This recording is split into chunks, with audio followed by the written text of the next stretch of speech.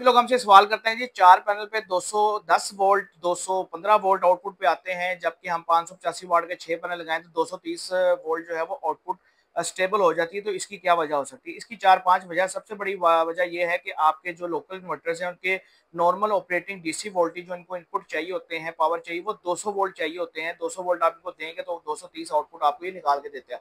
जबकि अगर आप 4 पैनल लगाते हैं तो वो 160 वोल्ट आपको आउटपुट देता है, जिसके साथ फिर ट्रांसफार्मर लगाना पड़ता है। स्टेप अप ट्रांसफार्मर लगाते हैं जिसकी वजह से वो आउटपुट में वोल्ट पूरे कर देता है, लेकिन फिर भी कहीं ना कहीं फ्लक्चुएशन रहती है, तो वो 210 215 वोल्ट देता है। इसकी एक और मेन रीजन जो ये भी हो सकती है कि आपके जो पैनल्स हैं वो रेगुलर लगे हुए हैं, कोई 585 वाट का है, कोई 610 वाट का है, इस तरह आपने मिक्स पैनल लगाए हुए हैं।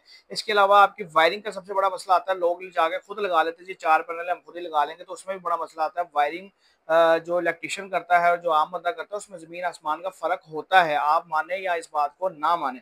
साथ ही साथ इसमें सबसे बड़ा जो फ़र्क आता है वो आता है जी, धूप बहुत निकली हुई है लेकिन हमारे वोल्टेज आउटपुट के स्टेबल नहीं हो रहे, तो वीएमपीपी जब हीट होती है तो वीएमपीपी गिरते ही गिरते हैं। ये लॉ है, ये कानून है, वीएमपीपी आपके ड्रॉप हो जाती हैं। तो लोगों को ये लग रहा होता है कि जी धूप निकली हुई है और बादल भी नहीं है, लेकिन फिर भी हमारे वीएमपी आउटपुट जो है वोल्टेज स्टेबल नहीं हो रहे, तो उसकी वजह ये होती है कि हीट इफेक्ट कर रही होती है आपके सोलर पैनल को, जिसकी वजह से ये मसला आता है। तो इसमें आपको करना क्या चाहिए? देखें, अगर तो आप लोकल इन्वर्टर्स की तरफ जा रहे हैं तो 4 पैनल इन्वर्टर वाला वो लें जिसके आउटपुट 230 वोल्ट आपको स्टेबल आपका दुकानदार करके दे।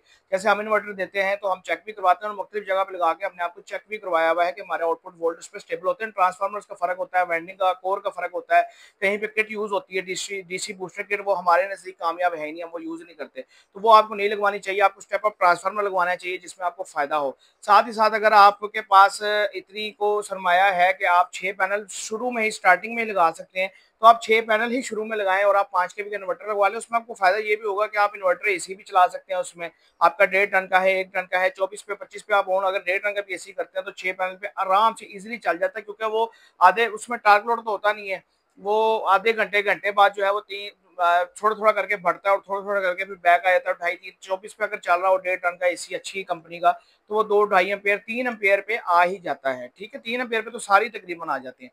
तो 6 पैनल कम से कम आप लगवाएं। जहाँ पे आप इतना खर्चा कर रहे हैं वहाँ पे आप 2 पैनल, आप पैनल भी 18,000 19,000 का पैनल है तो 2 पैनल आप मजीद इसमें ऐड करवा लें।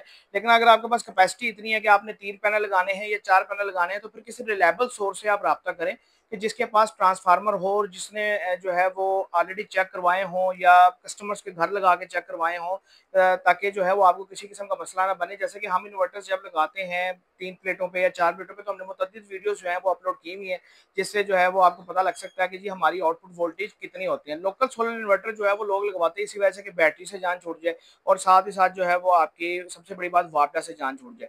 वापडा के बगैर जो इन्वर्टर चलते हैं वो लोकल इन्वर्टर ही चलते हैं, वही टार्क लोड उठाते हैं क्योंकि उसकी जो है वो डिजाइनिंग है जो पीसीबी की है, और जो उसका सर्किट डिजाइन है, जो उसका अंदर जो हम आईसी यूज करते हैं, जो प्रोग्राम यूज करते हैं, वो डिजाइन ही स्पेस पे हुआ है कि आपके दिन में जब सूरज हो तो आप सुबह 6 साढ़े 6 बजे उसको ऑन कर लें, आहिस्ता आहिस्ता उस पर लोड डालना शुरू करें, और जब पीक की धूप 8 साढ़े 8 बजे हो जाए तो आप उस पर एसी भी यूज कर सकते हैं, आप अपने घर की पानी की मोटर भी यूज कर सकते हैं, और शाम को 5 बजे तक आप उसका बेहतरीन किस्म का मजा ले सकते हैं। इन्वर्टर की बात करते चले तो हमारे पास 2 प्लेटों से लेके 12 प्लेटें 24 प्लेटों तक के सारे इन्वर्टर्स अवेलेबल हैं। लोकल मैन्युफैक्चरिंग है पाकिस्तान में, वारंटी इसकी साल की है, और साथ ही साथ इसकी जो रिलायबिलिटी है, ड्यूरेबिलिटी है, वो आपको हमारे चैनल्स पे देखने को मिल जाएगी, जहाँ पे हमने कस्टमर्स के घर में इंस्टॉल किए हैं, और काफ़ी रिव्यूज़ आपको हमारे देखने को मिल जाएंगे।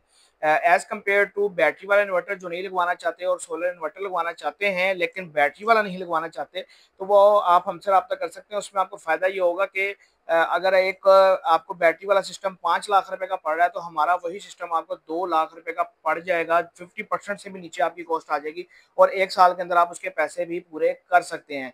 मजीद अगर आप इसके इन्वर्टर्स के बारे में जानना चाहते हैं, आप स्क्रॉल अप एंड डाउन करके हमारी मुख्तलिफ वीडियोस देख सकते हैं, इंशाल्लाह आपको मजीद वहाँ से इन्फॉर्मेशन मिल जाएगी। साथ ही साथ अगर आप मजीद इन्फॉर्मेशन लेना चाहते हैं तो आप रब्ता कर सकते हैं 0305 40 32 416 पे।